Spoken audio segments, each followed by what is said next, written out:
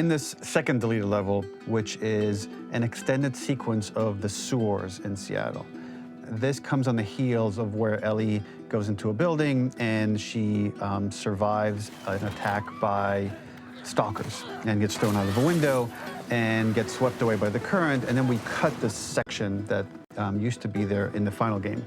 Now you will get to play it.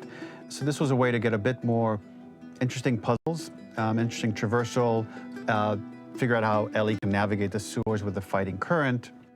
Ultimately, with a lot of these levels and these sequences, the reason why we cut them were for pacing purposes. But here it is for you in this very kind of raw form that part of it will feel finished, parts of it will feel like assets are missing as far as audio, animation won't be final.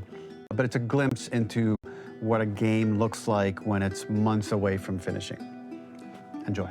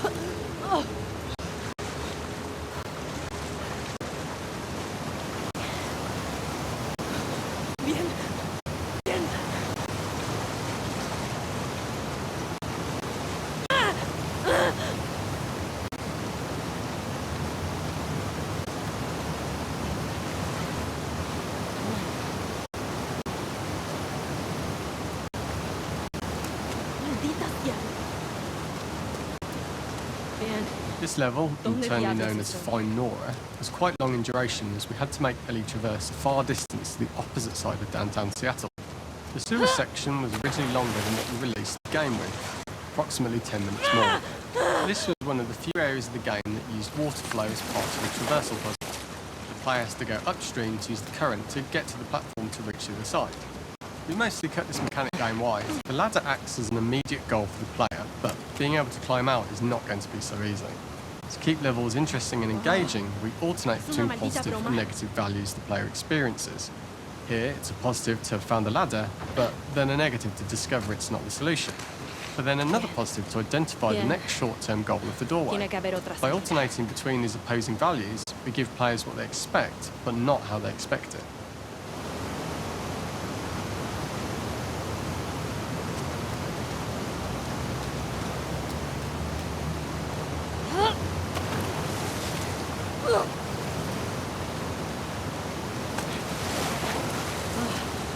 Por poco. This level, internally known as Find Nora, was quite long in duration as we had to make Ellie traverse a far distance to the opposite side of downtown Seattle. The sewer section was originally longer than what we released the game with, approximately 10 minutes more. This was one of the few areas of the game that used water flow as part of a traversal puzzle. The player has to go upstream to use the current to get to the platform to reach the other side. We mostly cut this mechanic game wide, however it remained in essence in the section swimming to the aquarium as Ellie when you were avoiding the waves. When players reach the doorway and enter into the room, they are faced with a dead end. The real reason for this dead end room is that on the reversal when exiting back out of the doorway, players are faced with the route onwards. A pipe that they'd not been able to see when they were swept past it on the way in, and something that was hidden from view when on the side platforms. The intention here being that the only option is to go off the standard path in order to search for a way out.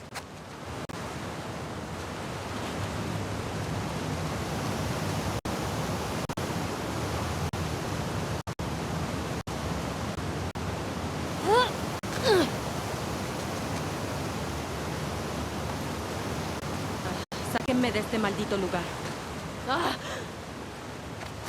Throughout the rest of the level, we also used light to indicate to the player that they were heading in the right direction. At each turn, however, we blocked the direct route forward.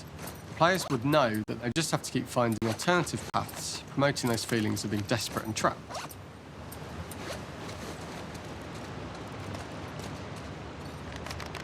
We slowly introduced the player to consider climbing into smaller pipes and crouching in these tight spaces. This is to slowly build up Arriba y to afuera. and encourage the player Solo to climb sigue into subiendo y such sale. small pipes that they'd have to be crawling on their stomach, which is something that the player previously may not have recognised as a playable space, let alone the desired route they need to take.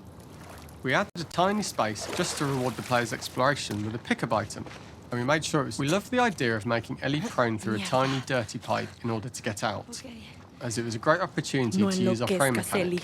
A unique camera setup was created to support crawling in these pipes, as the standard prone camera is much higher above the player. We also created custom collision in order for Ellie to manoeuvre in these tight spaces easily. Initially, the oblong collision capsule around her character caused issues crawling around corners. We put extra effort into the custom corner collision, so the movement experience is as smooth as the main game.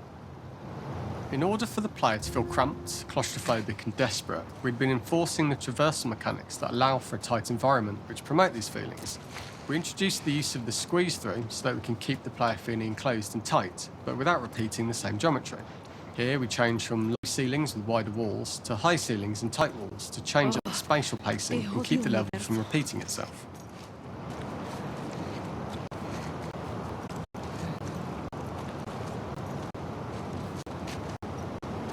Este sería un lugar de mierda para morir.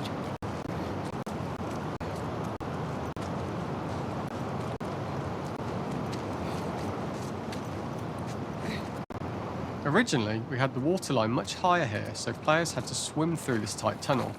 However, from watching user test feedback, it was occasionally causing people to discount the route entirely and turn back on themselves.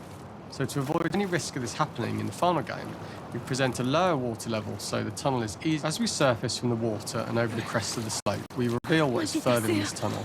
A clicker that has sprouted and the fungus has grown on the sides of the pipe.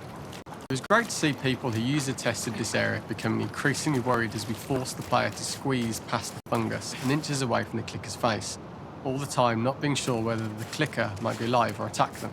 Although we aren't as cruel as to force a clicker attack in such close proximity, we do have a payoff for this moment. This clicker momentarily turned into Joel to show Ellie's PTSD from what happened to Joel at the start of the game. Ultimately, we decided to save this moment for the farm level, as it was more impactful there because it could become the centrepiece of that experience. Whereas in the sewers, we weren't able to make it as much of a narrative point and give it the breathing room and reaction time that it deserves, given the tight space. ¡Ah! ¡Mierda! ¡Ah!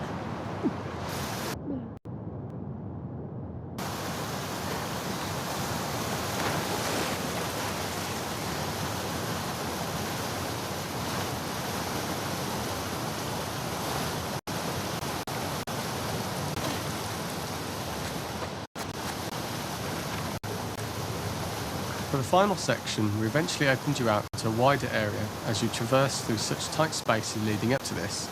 So changing the environmental pacing makes it begin to feel like we're coming to the end of Ellie's ordeal. An earlier iteration used the current that we'd shown at the start for a slightly tougher traversal puzzle to conclude the sewers. The ladder was clearly visible from most of the area, but the player was faced with a fast-flowing torrent of water they couldn't cross. If the player attempted to jump into the water, they were not able to swim across the ladder due to the water's speed. But instead they had to traverse the pipe running along the top of the space in order to get across the water.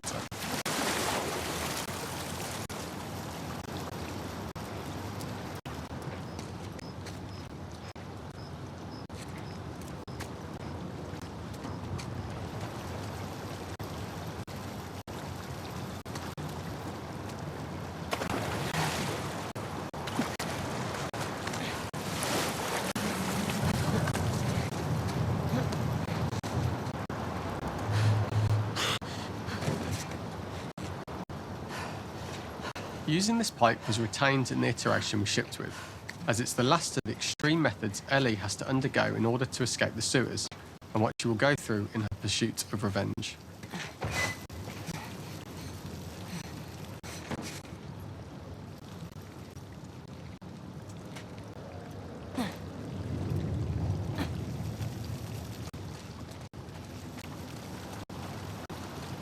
The last ladder climb is quite lengthy.